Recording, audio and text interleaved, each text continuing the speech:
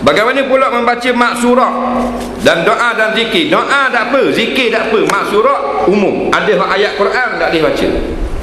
Nampak? Melainkan kita orang uzur sama ada haid ataupun orang junub, ayat Quran itu datang pada hadis suruh kita baca sebagai doa atau zikir, boleh baca ayat tu. Contoh Nabi kata kalau kita nak tidur malam-malam, bacalah 3 kul huwallahu ahad, kul a'udzu birabbil falaq, kul a'udzu birabbin nas. Ni ayat Quran, tapi dah Nabi suruh baca tiap-tiap malam, tiup pada tangan, sapu pada tubuh supaya tak kena sihir. Maka orang yang junub boleh baca, jangan niat baca Quran tapi baca doa. Faham? Lencana polis ada kalimah Allah. Bagi anggota polis yang pakai jadi ni, apa hukum bawa masuk dalam tandas?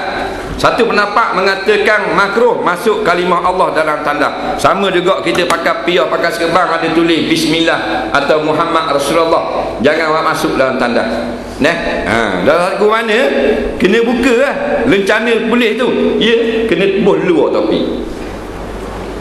Kerana memelihara akan kalimah yang suci. Sebab tu dalam kitab-kitab fiqh dia kata tak apa nak pakai baju tulis Allah atau belakang tulis Muhammad, tak haram, tapi kena jaga tu susah. Tak boleh kena najis, tak boleh masuk dalam tandas. Walhasil dah payah pakai lah baju gitu.